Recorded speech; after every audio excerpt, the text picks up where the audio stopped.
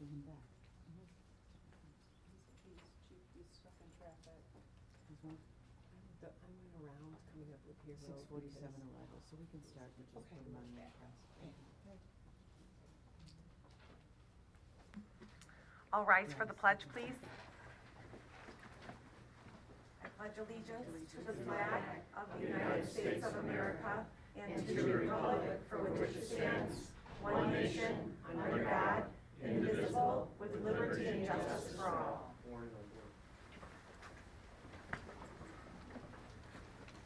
James? Take attendance. President Schaefer, Here. Vice President Reese, absent. Secretary Summers here. Treasurer Hanser. Present. Trustee McDonough. Here. Trustee Schultz. Here. Trustee Whitney. Here. Okay. Changes to the board agenda? I have one. We need to remove item 6B from the agenda. That is the FOIA appeal. That appeal has been withdrawn. Okay. That was 6B? Yes, item 6B. Okay. Also, we have just heard from Ms. Brad from Guideposts, and he is stuck in traffic right now. He estimates he'll be here around 6:50, but if he doesn't make it by the time we get to his agenda item, we'll just keep moving it down. Okay. Okay. I wanted to read something about with the Miller with the Miller hearings that started a week and a half ago. As a school board, we would like to take a moment to acknowledge the recent Miller hearings that has so deeply affected our district families and our staff. Our community has been through so much over the past 20 months, from the moment the tragedy began and throughout the arduous journey of grief and recovery ever since. The Miller hearing that started on July 27th has been difficult, to say the least, as we have all learned of new evidence and details. We want to take a moment to acknowledge the incredible courage and strength of our students and staff who testified at the hearing and all those who have been impacted by those court proceedings. So many people showed extraordinary bravery and heroism during and after November 30th as they endured the unimaginable. Our incredible community partners deserve such gratitude for their constant support and care for all of us in our school community. Easter Seals, the All for Oxford Resiliency Center, Common Ground, North Oakland County Coalition, and the New Oakland Family Services. We are thankful for their dedicated work with us thus far and in the days ahead.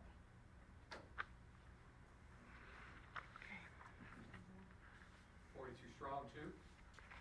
42. For the community. Yeah, A lot. lot of support for the 42 strong programs. Unfortunate, you have to be reminded of that. Sorry about that.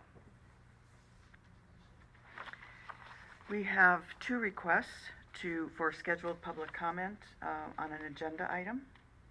We do? We do. Do you have those requests, Angela? I have them. Pardon? Yes. Yes.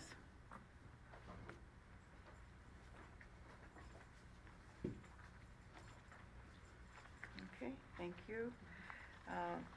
One is from Donna Blake, and the other one is from Raymond Blake. I don't know who wants to go first, but Okay, great. I'm going to talk about this, so if you guys want to take one, you guys should, Dr. Markovich, please. thank you.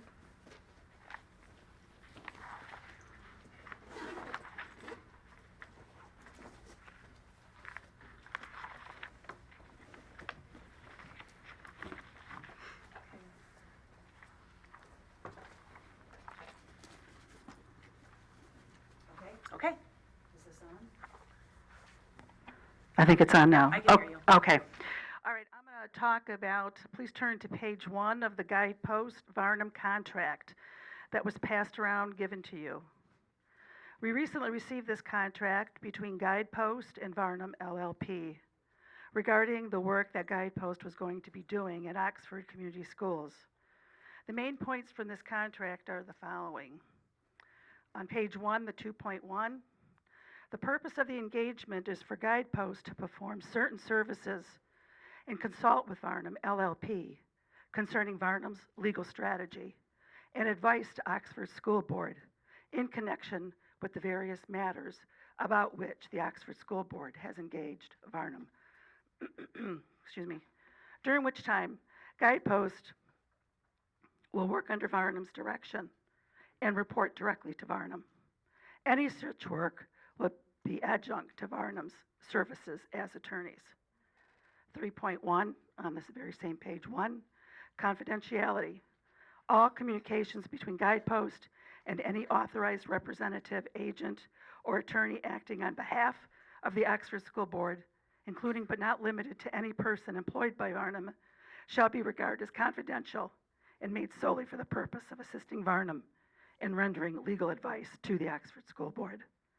3.2 on page 1. All notes, interview memoranda, work papers, records, documents, or other work product, regardless of the nature and source from which they emanate, shall be held by Guidepost solely for Varnum's convenience and subject to Varnum's unqualified right to instruct Guidepost with respect to their possession and control. All documents prepared by Guidepost or under Guidepost's direction in connection with this matter belong to Varnum. Subject to the provisions of Article 5, which is subpoena or efforts to gain access to information of this agreement, Guidepost agrees to immediately return all documents, records, and work papers to Varnum at Varnum's request, in any event, at the completion of Guidepost's work on this matter. Guidepost also agrees to destroy all electronic copies of all documents, records, and work papers at Varnum's request, in any event, at the completion of Guidepost's work on this matter. Because my time is up, my husband Ray will continue with more of the disturbing main points in this Guidepost Varnum contract. Thank you.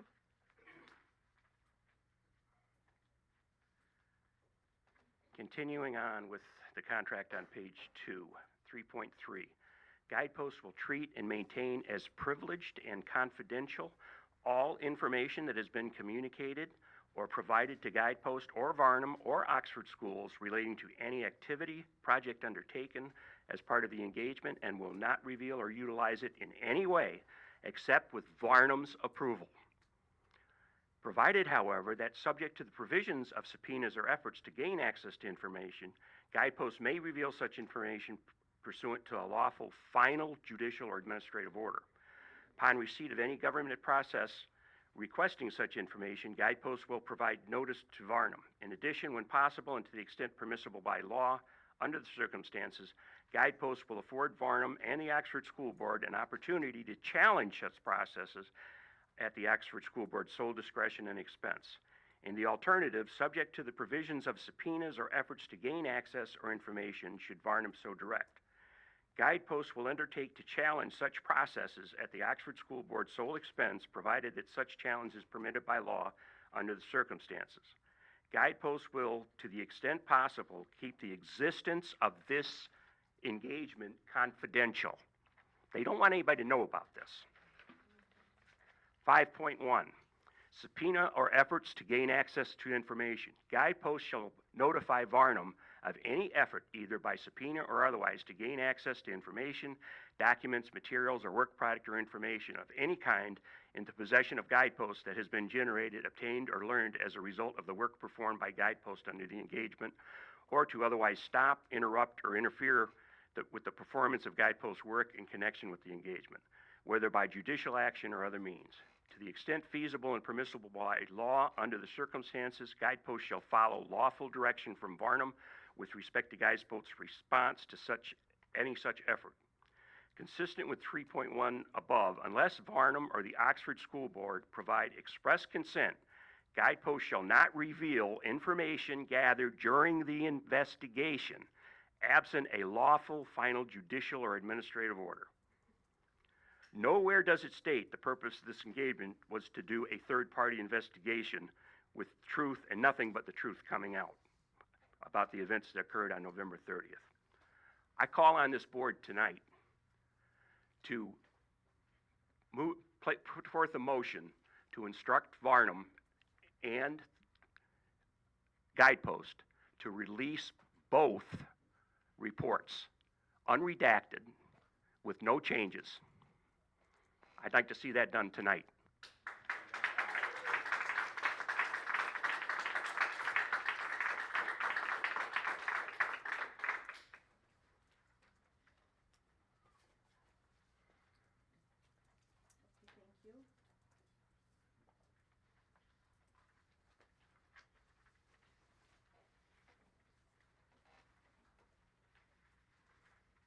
Okay, thank you very much. Minutes of the July 25th meeting, we've got a new hire recommendation for the OHS Resource Room. Can you move your microphone so we can hear you? Anybody want to read the recommendation? Move to approve the consent agenda as presented. Support? Amanda? Discussion? Anybody? All those in favor say aye. Aye. All those opposed? Motion passes. Superintendent's report? I do have a report to give you, but I think it will be more appropriate to give it to you under item 6D. Okay? Okay?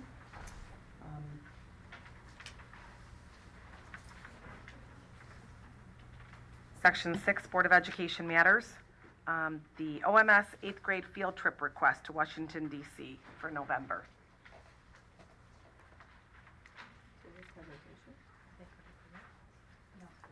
Isn't there some?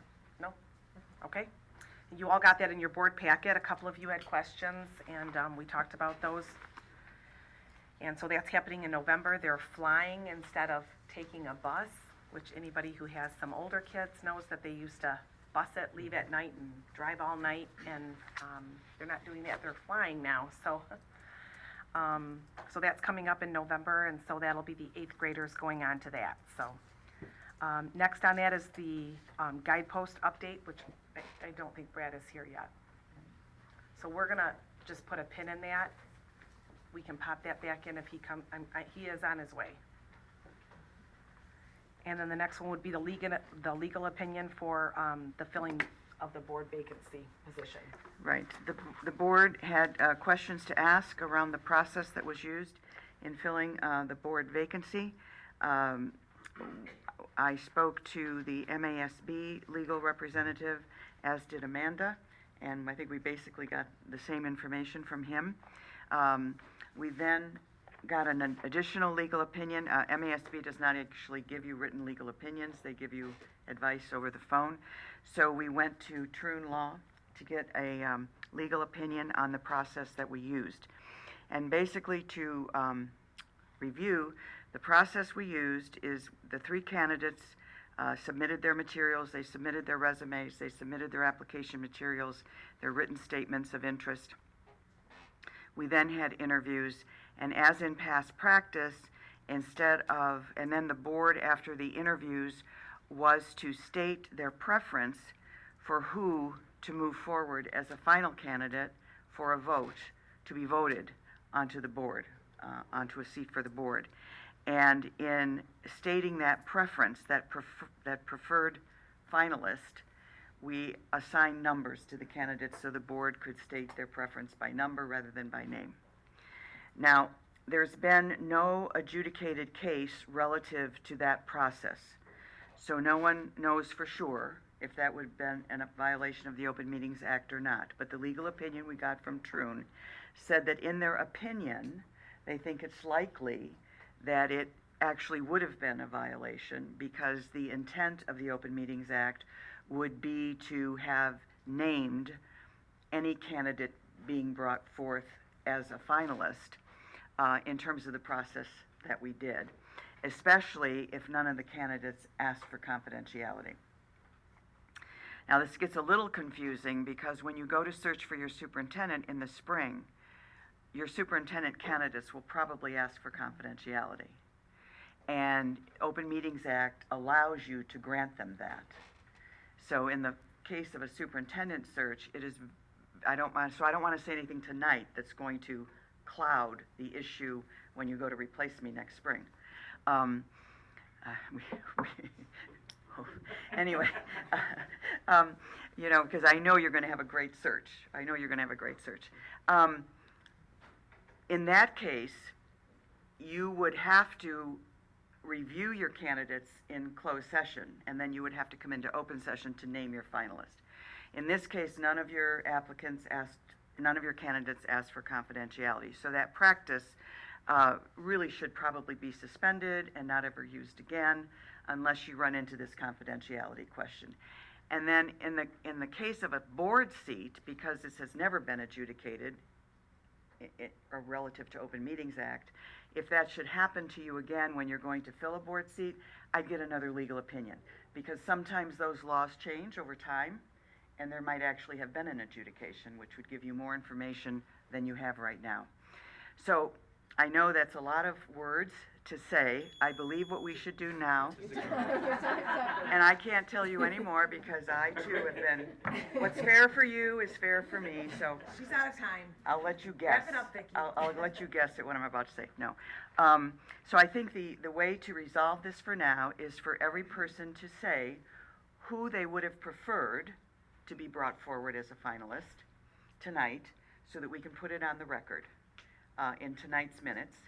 And then to also have an understanding that this process will, at least for board candidate seats, will not be repeated. From now on, it will be by name unless you run into this conundrum of confidentiality in the future. So that's my recommendation, is that you ask everyone to simply name who they would have preferred to move forward as a final candidate. We know we had, 4 votes for one and we had 2 votes for another, but we just didn't name them. So maybe we should do that. Okay. So. Well, and I wanted to say too, the first time we had to fill a board vacancy position, we had 22 applicants, and several of them had asked to be kept confidential. Several of them had asked specifically to remain anonymous, and so that's why we did that system, because we had also done that for the superintendent search, so we did it. So when I did it this time, none of the 3 candidates asked for confidentiality, but I just did it that way because that's the way we had done it in the past. So that was my mistake on that. I just did it the way I'd done it before. So, and that was the reasoning for that.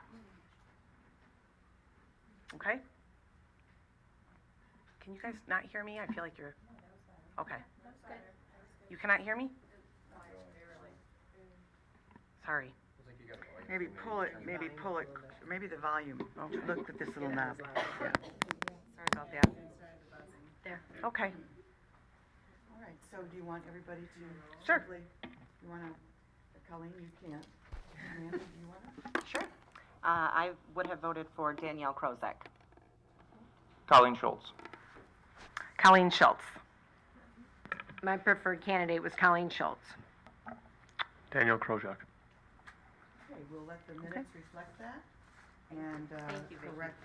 We'll let the minutes reflect that and then correct the process going forward. Okay, thank you. Thank you, Vicki, for following up and getting that opinion for us, too.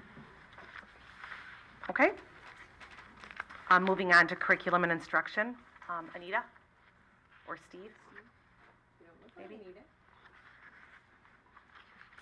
We are looking to have a vote to approve the OVA ELA 12 curriculum that was presented last board meeting.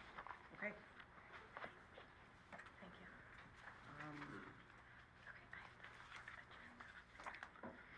Here it is. It was in the board packet.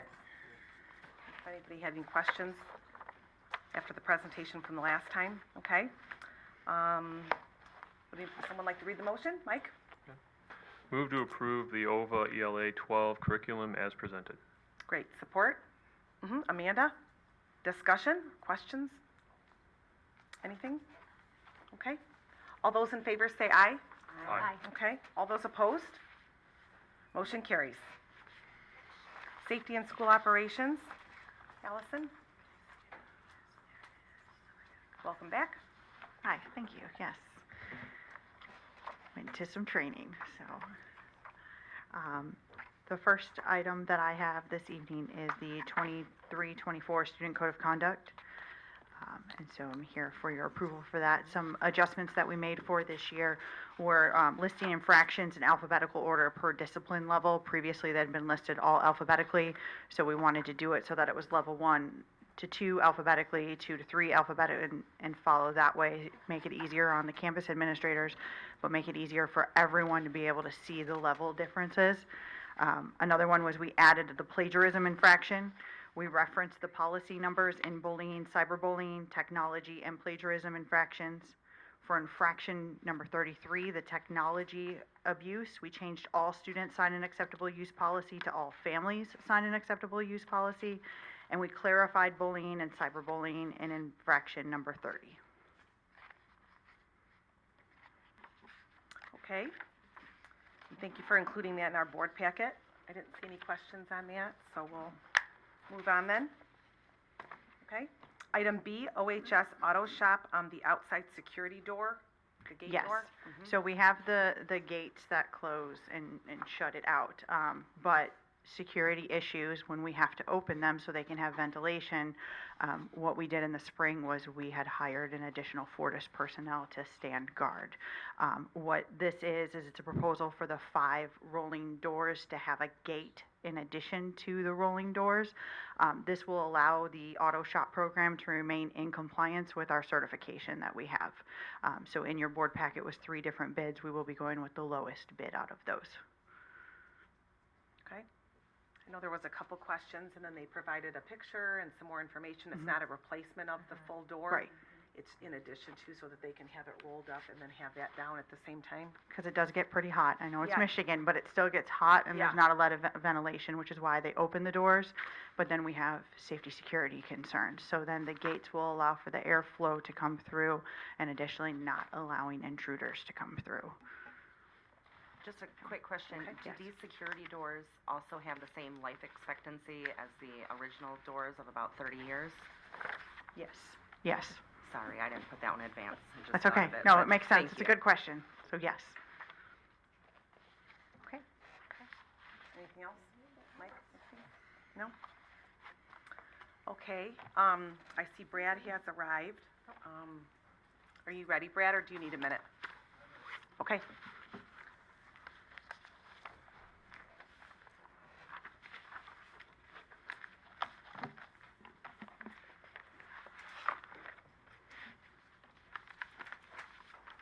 Good evening, everyone. Good evening. You ready for me? I'm ready. Great. So I'm here to report this evening that we are in the 9th inning of the investigation, and our work is focused on writing the investigative reports. As was indicated at the end of June, we still expect to produce the final report in the fall. The report will not be released prior to the start of the school year, but rather after the school year begins this fall. We do not have an exact time or date at this time. The board will receive the report when it is made public at the same time as everyone else. To ensure that the district has the adequate resources in place for the impact the report will have on the victims and their families and the community, we will give indication a few weeks in advance that the report is imminent. Recently, we were able to meet with both the Oakland County Prosecutor's Office and the Oakland County Sheriff's Office. Each provided us with additional information critical to our reports. As recently as last week, the district provided us with additional materials critical to our reports. We watched the Miller hearing, which covered matters critical to our reports. We even recently interviewed additional witnesses who, at this late hour, decided to come forward and meet with us. Nonetheless, most of our time is devoted to writing the investigative reports. We cannot discuss which materials we have received or reviewed or witnesses we have interviewed. At this time, we believe we have received from the district all materials we have asked for, or we have been told by the district that materials we asked for do not exist. We may have additional requests as we finalize the investigative report. Each investigation dictates how long the investigation will take. This matter deals with death, trauma, and children. We are taking the time that we believe we need to do a thorough, complete, and professional investigation that covers many areas of concern to the board, the victims and their families, and the community. Any delays have not been caused by the prosecutor's office. The prosecutor's office has been very cooperative. The sheriff's office has provided us with everything we have requested as well. Oakland County and Oakland County Corporation Council have been nothing but the utmost professional and have been very cooperative, producing everything we have requested from them. There have been delays in receiving materials from the district's attorneys that we believe are due to ongoing litigation against the district. We believe we now have everything we asked for, or it doesn't exist. If we need additional materials, we will ask for them. Moreover, although many witnesses have talked to us, many critical witnesses have refused to talk to us on the advice of the district's attorneys, causing delays in our work. We will address all this in our reports. We plan to use in our reports information provided to us by the prosecutor on the condition that we will show the prosecutor the information we plan to use before we use it, to make sure that the prosecutor is okay with us using the information the prosecutor provided so that we do not interfere with the prosecution of the shooter or his parents. Ideally, we will do this in the next few weeks. That concludes our remarks, and I will now take questions. And just so that I'm understanding correctly, you feel that our lawyers are the sole reason for the delay of this investigation? I wouldn't say the sole reason, but I would say, yes, they contributed to the delay in the investigation. Okay. You know, I know that you follow the news surrounding Oxford very closely and the court cases and the Miller hearing.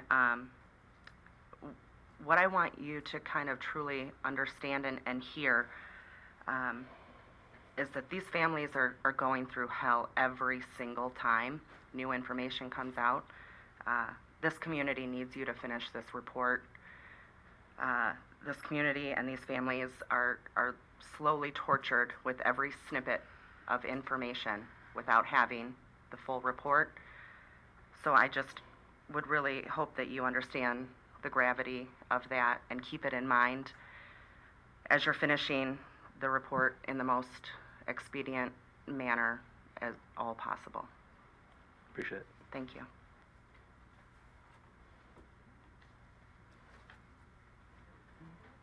I have something that I'd like to bring to your attention that you might want to take with you to clarify later. I don't know that you were here to hear the public comment we had prior to the meeting on the agenda item for guideposts. But that commentary was read aloud from excerpts from a contract that I'd like you to take with you. There was a conclusion drawn from these excerpts that somehow two different reports exist, one that's going to be released and one that's going to be kept secret. And I don't want that conclusion to just sit out there. And I expect that you will probably need to talk to Varnum as well, because this is about Varnum. I don't want that conclusion to sit out there if it's not accurate. This is the first time I'm hearing anything even closely representing what has been concluded by the speakers who came forward tonight. And so I would like to get clarification from you and from Varnum yet this week sometime, if we could, on those assumptions that were made relative to those excerpts. Yeah, there will only be one report. I'm pretty sure of that, but I'd like you to read those, and I'd like you to send me just something in writing, even if it's just an email, so that when I'm questioned about this further, which I'm going to be, you see all the heads nodding, I have an answer from you and Varnum. Absolutely. Thank you. Yeah, there will be one report, and that report will be produced publicly, and the board will get it at the same time. The public gets it. The board is not going to get any indication of the findings. The public will know at the very same time. We've had congressional members who have reached out to us, asked us for briefings in advance, and we've told them no. So everybody's going to find out the same thing at the same time, including this board. What about the law firm? Did they get it first? No, it's going to be a guidepost reports. The law firm is there to facilitate work with the board, and the report will be a guidepost report, and it will be released to everybody at the same time. According to the engagement letter, they can change anything they want. Well, excuse me, please. We honored our commitment, okay? Please honor our process. Thank you. I've already asked that we get clarification on what you brought forward, respectfully. And Brad, I'd like you to take those, read them at your leisure. It is a Varnum issue, so you do need to confer with Varnum, I think, before you answer any questions related to that. And I think when you have a chance to observe it, you'll see what I'm talking about. I would loudly resign before something like that happens, so that's So, not gonna happen. But we're not engaging. Okay, Yes. thank you. So that was mine. So if I started all of this, I'm sorry, but now it's done. No, they deserve open, transparent answers, and I'm happy to provide those.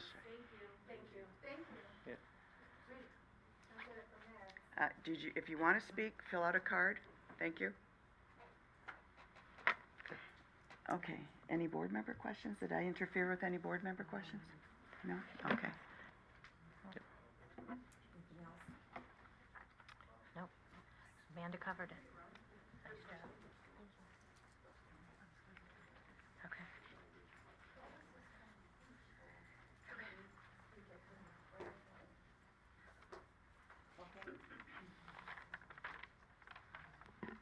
Thank you, Brad.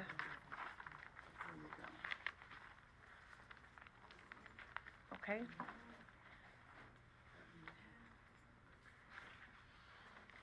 Moving to unscheduled public comment. You ready? Okay. Bobby Roop.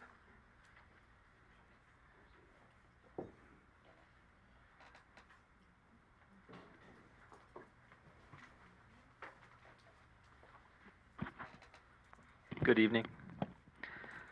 So I don't have anything really prepared. It's just, I'm kind of baffled to watch. I've been watching these meetings for a while. I watched a couple weeks ago. Unfortunately, wasn't able to be here.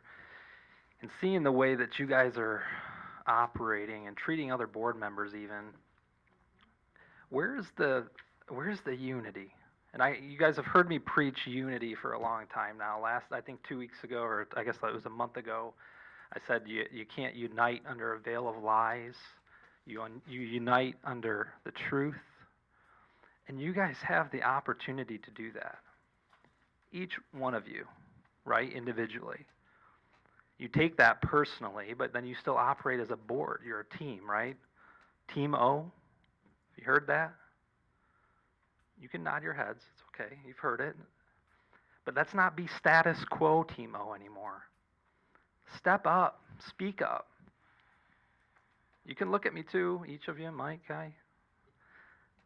It's okay, guys. I'm not here to bash you guys. In fact, I hate to see you guys continue to get bashed. But you can change it.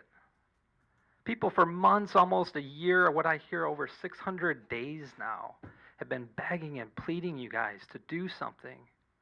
What are you actually doing? What are you doing? Each of you represent potentially a student that was murdered or injured that day. How many of you are there up here? Each of you represent somebody. What are you doing? What if it was your child? What if it was your family member? I don't want to see you guys get bashed. I don't want to see you guys get beat up anymore. You're all people. Many were elected, some appointed. But what are you doing? It's not a question you need to answer to me, right? You answer to the people that are here. You answer to the media. But more importantly, you answer to the community and these students that you guys lead. Not just today, but for generations to come. Right? We're talking about kindergartners, right? That are going to be here for 12 years. What you guys do today is going to affect them 12 years from now. So when you speak up for the people, for the hurt, for those that were wounded, killed, the families that are broken, those little kids are going to see that. And they're going to thank you 12 years from now. I'm going to wait till the beep goes because I want you guys to think about it. It's not me. It's the community. The globe is our campus.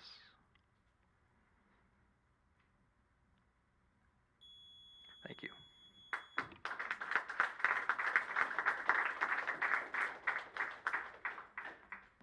Thank you. Andrea Jones?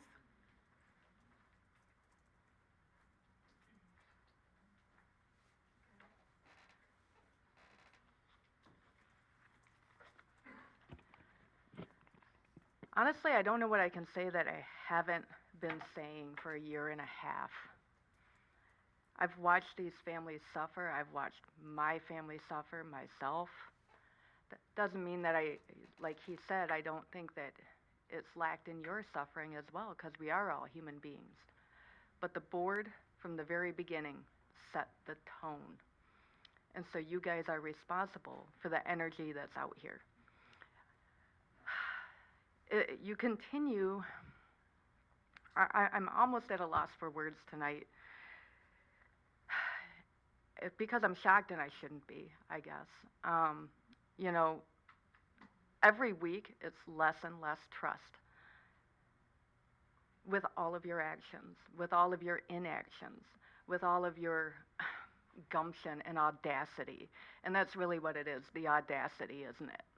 The audacity to tell us that we don't have the right to ask you questions. How dare we question you? When you're in charge of our children, you take care of our children. We have all the audacity to question you and to hold you accountable. Where's your integrity? Because you just continue to choose betrayal over courage. You don't need to do what this lawyer tells you. If you have a lawyer that does not match your integrity level, you're the client. Get a new lawyer. Happens all the time. I've done it myself. So we're tired of the excuses. We're tired of the denial. We're tired of the damn attitude. When these victims' families walk in this room, they should be treated with the utmost respect. And that makes me sick every time. And it makes me want to crawl out of my skin. And right now I want to cry, not because I'm sad, but because I'm pissed. I'm tired of it. And we're going to keep coming for you. We are not going to go away.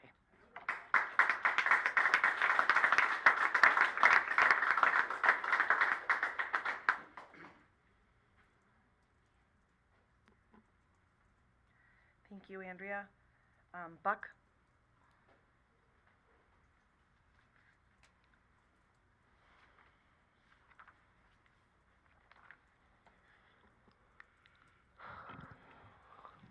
Good evening. A couple things I want to touch on here. One thing is the narrative that I think you guys are being fed by a win at all cost, rotten human being, Tim Mullins. So I ran into a buddy of mine. I run into him every day because I work with him, and I've known him for 25 years. He's telling me how he ran into a former board member at a grad party, and the board member said these lawsuits, or some of the lawsuits, are all about money.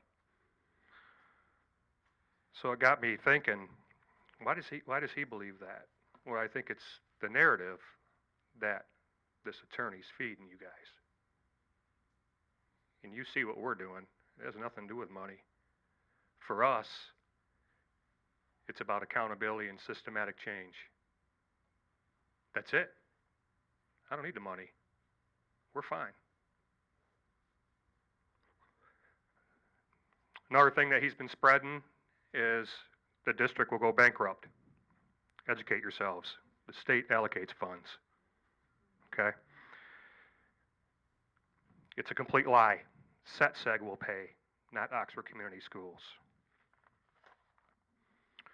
I'm sure, did you guys all watch the Miller hearings in detail, in full? Vicki, did you watch? Yes. Okay. And so, you know, Sherry and I were talking a couple of days prior to day one, and we were wondering whether we said we would never watch the video, the surveillance video. So we knew it was gonna be played there, and we talked about it, and a couple days before, we said we were gonna step out when it played. Well, we didn't step out. We watched it.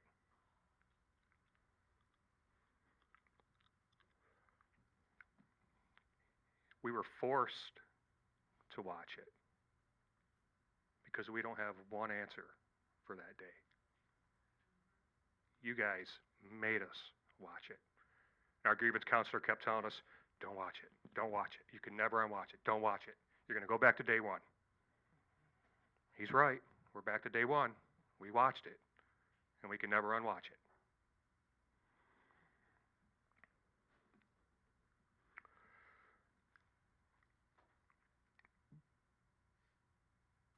One positive that came out of the Miller hearing for us was we got to hear the story of Tate's final moment. Now, we knew Christy was with him, but she didn't share any detail with us because we probably weren't ready to hear it anyways. And as crazy as this may sound, but you guys aren't in these shoes. It was glorious to hear it.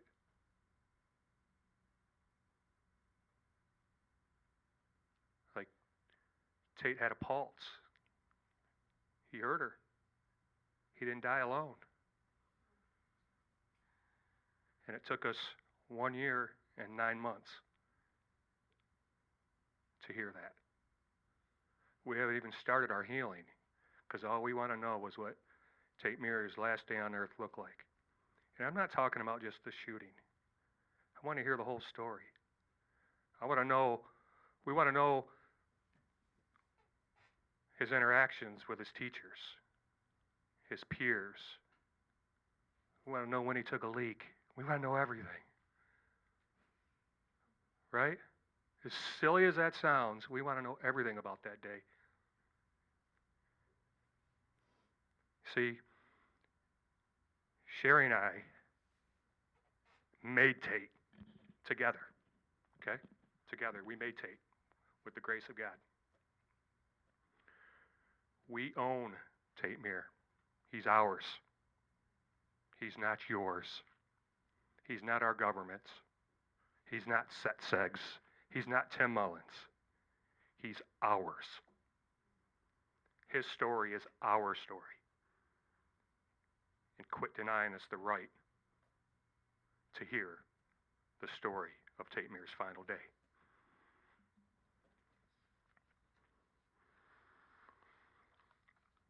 Next thing I want to talk about is systematic change. Do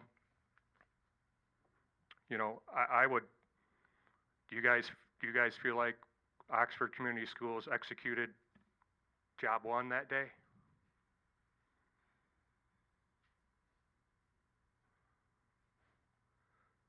Because they didn't. In fact, did anything stick out in you, the Miller hearing, about the shooter, how he wrote in his journal how he was hoping to get busted surfing stuff on his phone so he'd get sent to the office, and he would tell him about his Instagram post and spill his beans? You guys catch that or no? Did you guys all catch that? Okay. That's exactly what happened. He got busted and sent to the office. And there was nobody qualified to be able to peel that onion back and figure it out. You see, that's why Tim Mullins is working really hard to silence everybody. But slowly the truth is going to come out. Hopefully time doesn't run out before the truth comes out. So here's just a couple, here's why I believe that it was just an epic systematic failure across the board. Why didn't the teachers report to the kid to CPS? I think I know the answer. I think we all know the answer to that.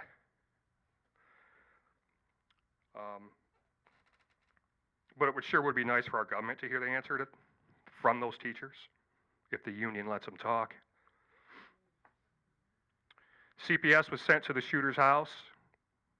Why wasn't this communicated to the school? You think about all this upstream systematic stuff. This was preventable. The kid's grades dropped. Why wasn't that info at hand? The SABRE assessment. You guys heard about SABRE assessment, right? The kid was in the red. I mean, he was off the charts in the red. How come this wasn't in the counselor's hand? You make good decisions when you have data.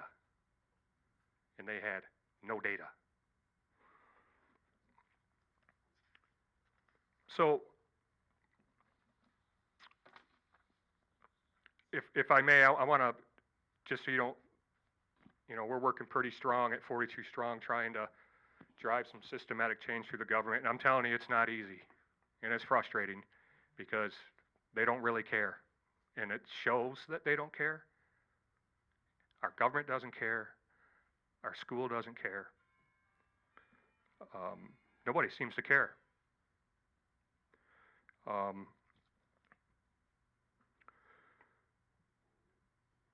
Here's what really stood out to me in the Miller hearing. So when the kid said, "This is who do you guys think the customer is?" We're like, from the school's point of view, who's the customer? Go ahead. I know you're not supposed to talk to me, but who's the customer? Right, the student. I mean, we're the taxpayers, but the student is the customer, right? The direct customer. So that student thought the most important place to go in crisis is the counseling office. That's your student. That's a student talking. That's where he went. And he didn't get the help. And in order for this to not happen again, there needs to be a legit investigation, and there needs to be, we need to throw everything out on the table and figure out what went wrong that day. And unfortunately, if that shows accountability on the school's behalf, then it is what it is, right? But the bottom line is, is Oxford Community Schools and all surrounding school districts making changes in what your customer said is the most important place to go in crisis? Are there changes being made? I'm not following it that close, but my guess is no, because that report hasn't come out, because everything's covered up. So in order, if we all want to get on our soapbox and say we're about the kids, are we? Because we're not. Because if we were, we wouldn't let a dirtbag attorney pull the strings.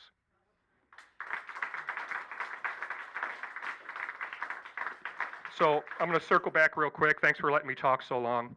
So I'm going to circle back with the propaganda the attorney was feeding you guys about us, that we're about money. And I'm going to speak on behalf of our family. I'm not going to speak for anybody else. We are about accountability and systematic change. Kids' lives are at stake. And you, the board, the school, the union, the insurance attorney, Tim Mullins, the insurance company, SETSEG, and our government are sitting in silence and protecting what? Money.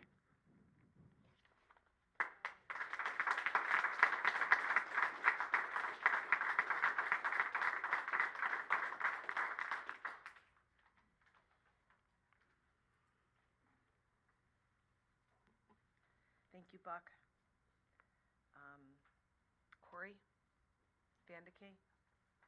Vanderkay. I'm sorry.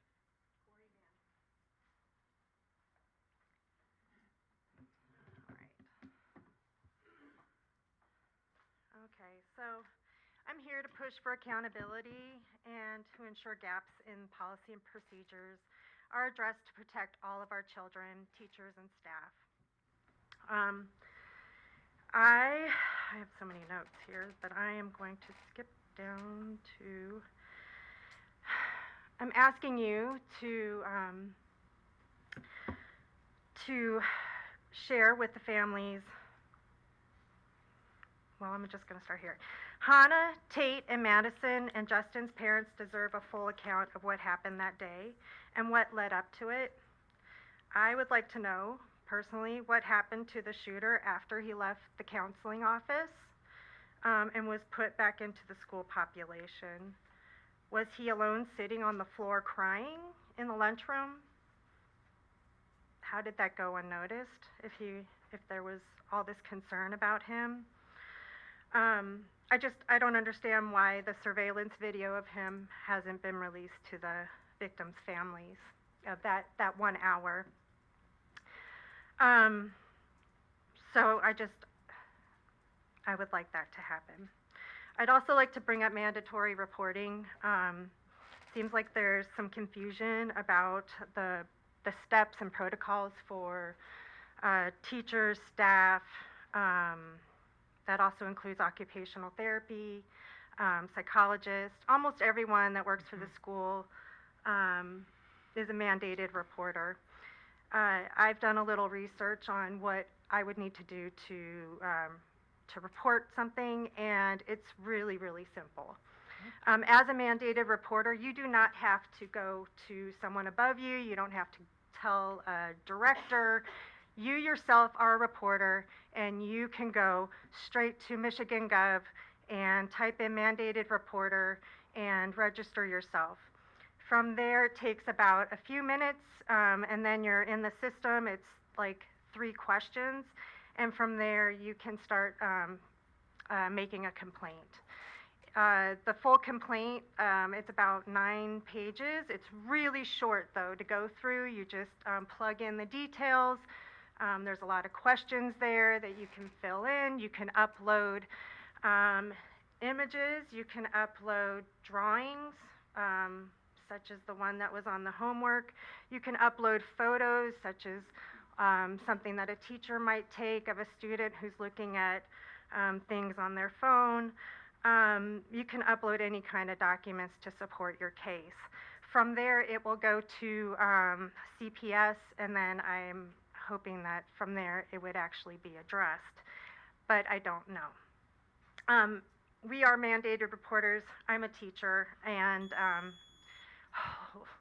can I just quickly finish that? I'm a teacher, and we are mandated reporters.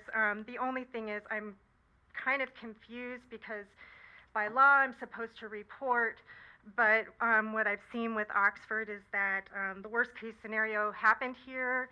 The people that were supposed to report the shooter's behavior, even suicidal ideation, they didn't. And so what I thought is that then legally they would be held accountable. They're not.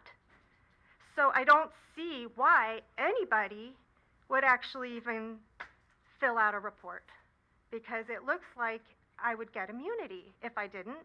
You know, it looks like if I didn't follow through, even though I thought somebody needed help, and I just kind of let it go because, I don't know, somebody above me said, let's wait and see, I still won't get in trouble. And I don't understand that because by law, I'm a mandated reporter. So I don't know. I think there needs to be, anyway, some clarity on that. And I hope everyone knows that it's really easy to be a mandated reporter and do it yourself. Okay, thank you.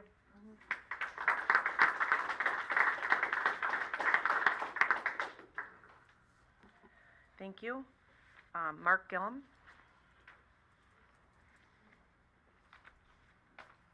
Hello, Heather. It's nice to talk to you. I don't really have anything prepared, just a few thoughts. You guys are sitting up there selling our community down the river, letting an attorney that you pay the bill to tell you how to run this school. Well, you stick it to every victim, the ones that died, the ones that lived, our families. You've lost all credibility. We have no trust for you. And you sit up there with confidence. I'm just curious, and I know you don't answer, where are you getting your confidence? You know, your microphone was on. We could hear you. You know, we could hear the noise. But when, it's hard to hear people when they have blood on their hands. And the administration that was in charge November 30th failed at every level. And you geniuses thought it would be a good idea to send Tim Throne off with a parade and give Mr. Wolf a promotion and keep all these people that failed this community with gross negligence. And now your attorney's running you. You're a pawn. Mike, all of you guys are acting like pawns. When are you gonna get rid of the people who mismanaged the situation on November 30th? Instead, you're protecting them, and you're putting them in our face. We hear you loud and clear. We hear you loud and clear. We're not going anywhere. We are standing with every victim's family. My family's been affected. All of us have been affected by this. And if you think we're gonna go anywhere soon, you're kidding yourself. You are fighting a losing battle, and if you wanna lose in public and make that a huge display, as far as I'm concerned, our state prosecutor and our county prosecutors need to press charges on every person of administration, including the school board members, for their failure to implement the policy, the zero tolerance policy that was in place. You told us it was in place. Member after member of this board got up. We have zero tolerance. So we have all these failures in administration, but no accountability, even though there's gross negligence. That is unacceptable. If you think we're ever going to accept that, you're kidding yourself. I hope you stay awake at night. I hope you have no peace until you step aside or put stuff in line and get this house in order.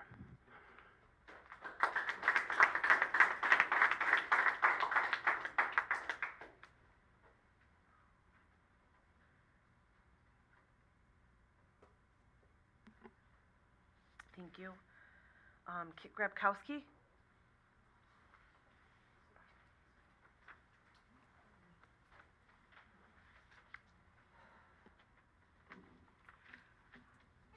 Most of what I was going to say has already been said. I will say 21 months, 616 days today. That's how long the victims' families and this community have been waiting for answers. And don't get me wrong, there are clearly people who are hurt way more in this incident than others, but this entire community, the entire community is victims. That includes you. You should be mad as hell at these lawyers who are saying, keep your mouth shut. Because of the Miller hearing, we are learning details that a good number of us didn't have any clue about.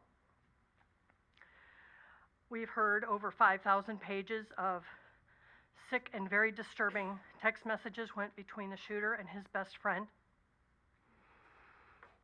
From that, I know you can't talk about much, but there are two things that this community deserves to know. One, has the district done anything to prevent his best friend from ever returning to our school district? And two, what was it? And what made you decide that he deserved that and not anybody else that may have had information? The school board is employed by the citizens of the community. Those of us that pay taxes, those of us who have children that are school of choice, that the taxes have followed them, we pay you. We pay the employees, we pay your lawyers, we pay Guidepost because we're paying the lawyers who hired them. We deserve the answers. That includes you. This school board, let me start.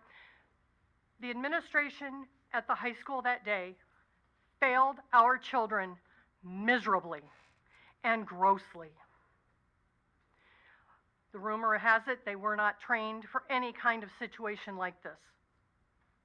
There's no excuse for that. There's plenty of it out there. I also want to know what this district is going to do going forward to help every other district in this country help prevent this. That is my ultimate goal. That is what burns in my heart every freaking night. My kids watched all these text messages. Are you okay? Are you okay? Are you okay? Active shooter. While they sat at home and cried. My 15-year-old hasn't cried since he was 5. To watch that was horrible. This could have been prevented that day, even barring everything you should have known ahead of time.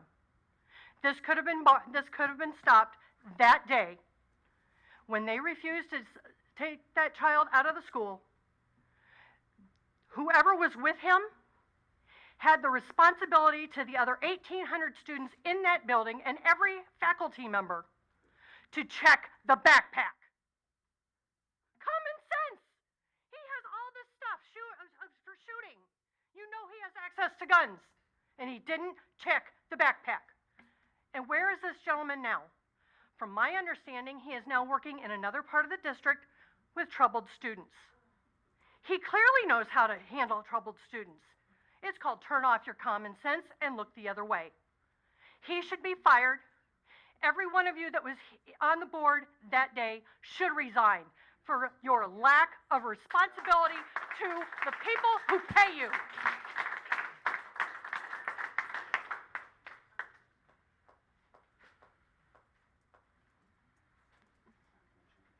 Okay, thank you.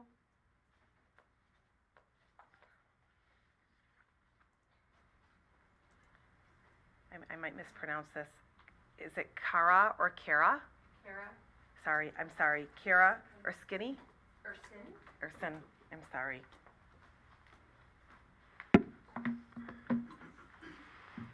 As many have said, it's been 616 days since Oxford has been crying out for accountability, transparency, and genuine action from this board. We have placed our trust in you, hoping that you would step up and lead us towards healing and change. Unfortunately, our hopes have been shattered, and we are deeply disappointed by your failure to act. And as you've heard from people speaking today, the same message: this community will not quit. We understand that leading a community through such darkness is not an easy task, but it is the duty you signed up for when you took these roles as board members.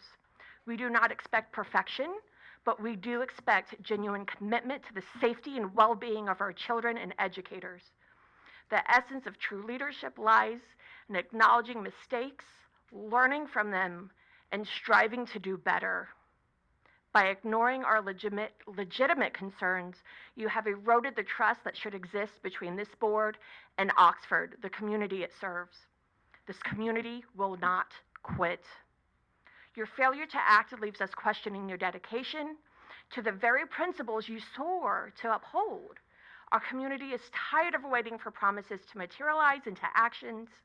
We are tired of being let down by those who were entrusted with our children's futures. All of us who speak and continue to speak, we are not just speaking for ourselves. We speak for the families who are unable to speak for themselves, who are exhausted from grief and shattered by loss. This community entrusted you to protect our children, to provide a safe learning environment, and yet our trust has been betrayed, and the weight of that betrayal sits on your shoulders. This community will not quit.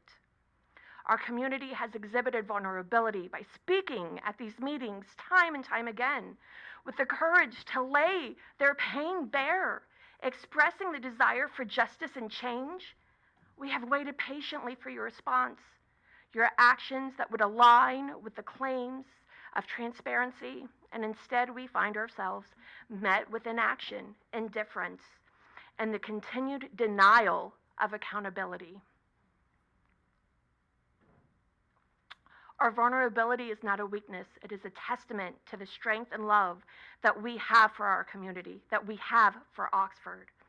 We are weary of pleading and begging, and now we are enraged at the constant barriers that you continue to put up. We are going to turn this grief into a catalyst for progress. You can either join us or resign. This community will not quit.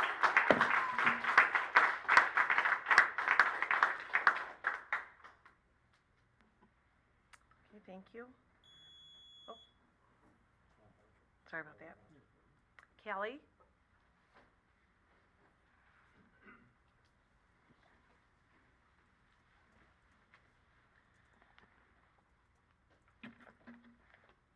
I'd like to first say that immunity, right? Immunity was put there to protect. It was protect the public, right? It was so that you guys could say what happened and get to the bottom of it and fix it, right? That's what immunity was for. So if you're going to stay quiet, you shouldn't have immunity. That's just a no-brainer there.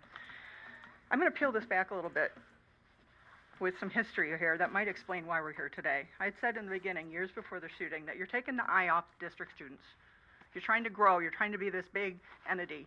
Half the students in Oxford aren't district students. You've made this big business, and you're taking the eyes off of our district kids, and that's what happens. So you have these purchases that you've made. So $2.5 million for the purchase of the Dominican Sisters property. I don't know if everybody knows that. It's 68,000 square foot resort thing, and it's got houses, and it's got all kinds of stuff on it.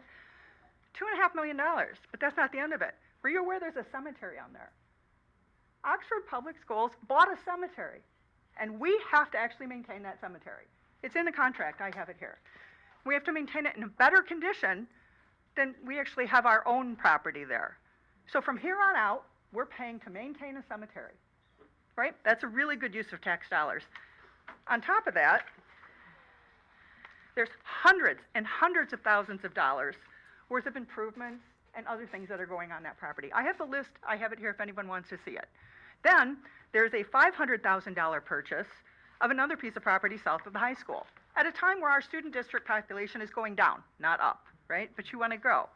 And again, hundreds of thousands of dollars on that, $500,000 purchase, and $1 million between the two properties as of 6 months ago. I haven't even got the updated for attorney's fees and engineering and all that kind of stuff. And I still don't have a true accounting of it because you have not accounted for all the district time that you're spending there.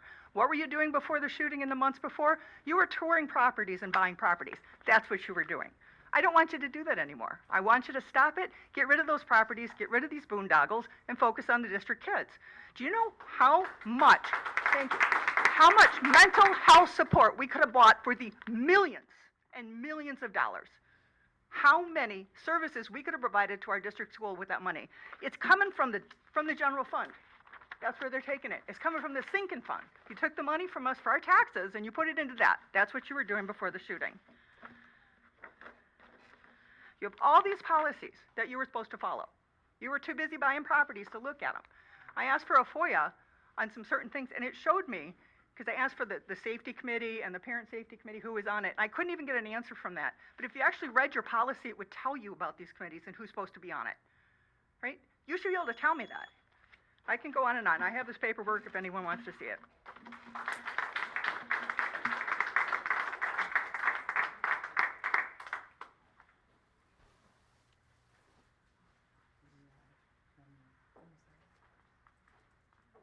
You want to speak again? Is it about a different topic? I'm sorry. Ray, Mr. Blake? did you want to speak again about a different topic? Okay. That's fine, I shortened my first. Okay, so we'll omit this? Yes. We have your permission to omit that? Okay. Okay, thank you, Kelly. Okay, that it? Okay. Well, hey, I got a little off track. I wanted to give you guys my idea on the change. Can I speak about that real quick? Sure. So, this is, you know, I stay up at night thinking about this all the time. Like, what could we put in place as a system to fix this, right? So, you know, one of our ideas is the school's already collecting all this data, grades, attendance, participation in clubs or sports or whatever, any disciplinary actions, but they're not doing anything with this data. Nothing valuable. So you could put all that data, and you could also do a well-being survey, which we do at 42 Strong. And our parents sign off on it because they trust us. So the school might have a hard time doing this because, right? But you gotta earn the trust back. But what happens if a kid scores low on the well-being survey, and it's a very simple 4-question survey from sad emoji to happy emoji, we look at those results the day after. We do them at our monthly events. We send them to their phone. And if a kid scores low, we reach out immediately. And then the next month, the kid's scores are back up. Right? It's so simple, and we're trying to complicate this. Intervention, the time of intervention is everything. You know, so anyways, that's another thing that the school could get put into place, and you throw all this in a dashboard, and then you make the monitoring of kids' well-being techie, but you make the interventions personal. The answer is hire more counselors. We could have had 6 counselors on staff that day, and they weren't trained properly. So it doesn't matter, right? So the kids should have never got to that point of crisis. So we need to start looking upstream and catching kids as they're trending downward, make the interventions timely, bring them back up to where they never get into a point where they're in crisis and they got a gun in their hand. See, all we're focused on, and this is our society, and you guys could be the product of this change if you decide that you want to strap up your boots and do something about it, right? But all we're focused on in our society is the event, because that's what divides people. See, all we want to focus on is this kid with a gun in his hand, and we're going to hold this kid accountable, and we're going to hold these parents accountable. And nobody wants to look upstream and say, what could the system have done to prevent this tragedy? So the system wants to hold the people accountable, but the people can't hold the system accountable. Think about that. Like, are you the people or are you the system? I'm the people, and I want to hold the system accountable because I want to see change. Because what our family's going through is hell. We can't even get to a point of starting to heal because we don't have any answers, right? Because the system can't be held accountable, and the system's protecting the system. It's crazy. And you guys aren't doing anything about it. So that's one of the ideas. Another idea that we had here is, so I'm in the automotive world, and in order for me to get in the sandbox and do business with Ford, GM, Chrysler, Toyota, Honda, any of them, any of the OEMs, we have to be quality certified. And what that shows is we've got processes and procedures in place to execute our plan internally. Okay, so the insurance companies, SETSEG here, the one who's pulling all the puppet strings, didn't hold Oxford schools accountable to have anything in place. But yet they're able to pull all the strings and not have any accountability. So another way of driving change is put a system in place that's driven through the insurance companies that makes sure that the schools have a team and people in place that are qualified, right? Like, so these are all things, those are 2 examples of the systematic change that we're running from. Like, kids' lives are at stake. The kids are going back to school again in a few weeks, and there's been no change. It's crazy. Because all we want to do is point at shooter parents. Right? We need to look upstream and solve this puzzle. Okay? Thank you.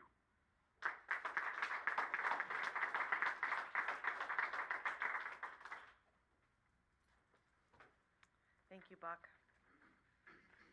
Thank you for sharing that. Okay. In closing, we've got some scheduled activities coming up. Like Buck said, we've got our first day of school on the 24th of August.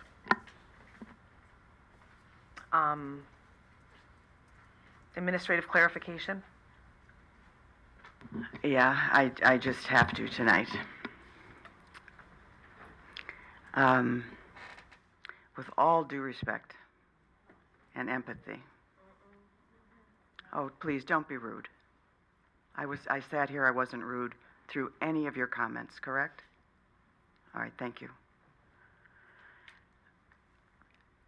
I absolutely believe in freedom of speech. I absolutely believe everybody has a right to their own thinking. I simply can't listen to, there's been no change. And I know you don't watch every board meeting, and I know you don't watch every report that's, well, you may, Mark, that comes before the board because you've been here. But during the course of just the 6 months that I've been here, and I would like Brad to come back to the podium because I'm going to ask him to speak to Guidepost Report number 1 that they put out a few months ago when I'm done. We have changed all sorts of things. We have changed our entire system, policy, practice, forms, the collection of data, the review of data, the monitoring of data, all around threat assessments. We have trained groups of people. We have now trained our own in-house trainers so that we can train even more people on what to be aware of, how to process, what might be a real threat, what do you do when you see one. Hundreds of people here in this district are now trained, and we will continue that training. We will not give it up. People who have been here for a long time, we have new video and online training components that they will be required to take. We've done the same thing around bullying because we know that's a disciplinary issue we have to deal with. We've done the same thing around suicide protocols, suicide awareness. We've hired additional family school liaison people. We've hired additional school counselors. We've hired additional school psychologists. Our mental health budget has expanded significantly. We now electronically record. In my office, I have paper copy of every threat assessment and suicide assessment that was done since September of this year, because we looked at all of them. And we looked at where were they completed properly and where did we have to train staff to complete them better. We now collect all that electronically, and we're able to review that electronically. We have safety, security, threat assessment meetings scheduled in every building going forward next year, every month, with our building administration, our building crisis teams, and our safety security people. All of this has been reported to this board all year long for the 6 months that I've been here. We had the Guidepost Report number 1 come out, all around what safety, what systems, what practices do we have in place, how do we rate right now in terms of safety, and how do we rate going forward. And I think Brad is going to come up here, and I hope he'll summarize for you. And I know you don't want to believe me, right, because I'm an agent for these people, and so if you don't trust anybody there, you're not going to trust me. But even outside people are coming in, looking at our systems, and saying, you are well above the curve in terms of where you are with safety, security, and mental health. It's just not true that nothing's been done. It is not true. And in terms of the money we've spent on Drainer Road, that is to relocate Loft, an adult special education program housed in our high school in one small classroom where we cannot provide adequate training. I have a Loft parent in the audience who'll be glad to talk to you after this meeting. And we are now going to move them to a facility where they can have not only their adult learning environment, but they can have commercial businesses going on that these youngsters can actually take part of. We're going to move the high school alternative program called Bridges. High school kids are now housed in our middle school for their alternative high school program, which is not the best for them. It's also not the best for the middle school. They will be at Drainer Road. And finally, we have our entire virtual academy, elementary and secondary, in a strip mall off Lapeer Road, and they will be moving to Drainer Road, a much better facility for 3 kids. And yes, there was enough money left in the sinking fund that we could do it all without asking the taxpayers for another cent. And the sinking fund, by the way, cannot be used for mental health professionals. The sinking fund has rules around it. It can be used for buses, it can be used for technology, it can be used for facilities. That's about the category. It cannot be used for mental health. We used other state grants, other federal grants to expand our mental health. So I understand, no, I'm not engaging. I didn't question anybody who came to the microphone. So all I'm saying is, I absolutely expect your right to believe whatever you believe. But when it just becomes a body of things that are, in my opinion, misrepresentations of what's been going on, then I just need to set the record straight in terms of what I'm seeing is happening. And that's all I wanted to say. And Brad, I'm wondering if you could speak to report number 1, because tonight our status of safety and security has been questioned significantly, and I don't believe your report gave any data that would cause those kinds of assumptions to be drawn. So I'm going to answer this question in an unexpected way. So I led a team. We were the monitor for General Motors. And I led a team in that monitorship, and my responsibility was to look at how the validation department worked. And when I was doing that, I learned a lot about confirmation, about validation, about verification. And when I hear you...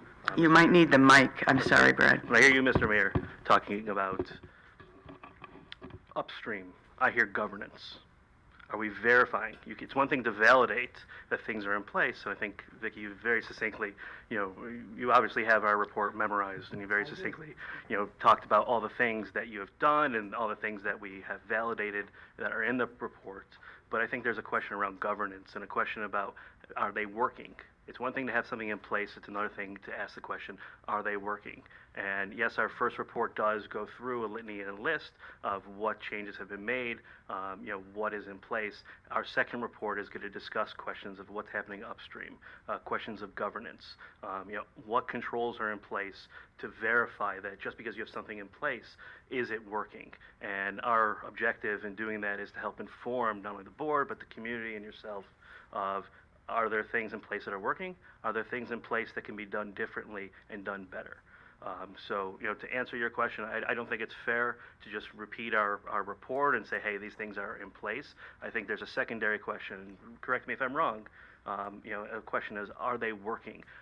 Like Mr. Mayor said, there might be 6 counselors there. Do they have adequate training to ensure that when a problem like occurred on November 30th, comes to them, that they know how to adequately respond. And I think our second report is looking at that, looking at what happened, the facts of that day, and helping to inform the community and the board of our findings. And that's going to come out in our second report. And I hope I answered your question. Yeah, thank you. Well, you answered my question. Actually, it was my question. And thank you. Yes. So we do have the things there. And I have data in my office, I don't know if you've asked for it or not, about is it working? I know what training the counselors have had. I know what numbers of students were reported for bullying back in February, March. I know what numbers of students were reported back in April, May, June. I know those numbers have gone down. I know what students are data kept on them in terms of students needing support, either Tier 1 or Tier 2 support. We call it multi-tier systems of report. It includes mental health counseling. It includes academic intervention. It includes behavioral intervention. We have a record of how many students are getting that kind of support at all of those different tiers. We watch those numbers of students to see if our numbers are going up or if our numbers are going down. That's how we score whether or not we're making progress. So we have evidence. I don't know if what Guidepost had asked for is going to give them the evidence, because their second reports is all about the day it happened. This district has not stood still from the day it happened, at least not in the 6 months I've been here. And I've seen a lot of stuff that occurred even before I came. And that's all I wanted to say in terms of setting the record straight. Well, the new database is now collecting everything that was being collected by hand is now being collected electronically, so it'll be even more efficient. Thank you for my time.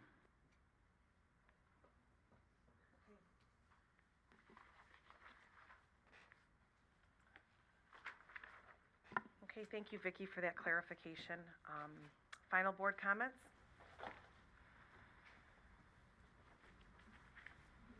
Nope, I'm good. Thank you. I had one announcement. Our Aaron Reese has been appointed to the Michigan Association of School Boards Resolution and Bylaws Committee. So she'll be working in Lansing with our state association to kind of upgrade those things. So congratulations to her. Anything? No? Okay, this meeting is adjourned.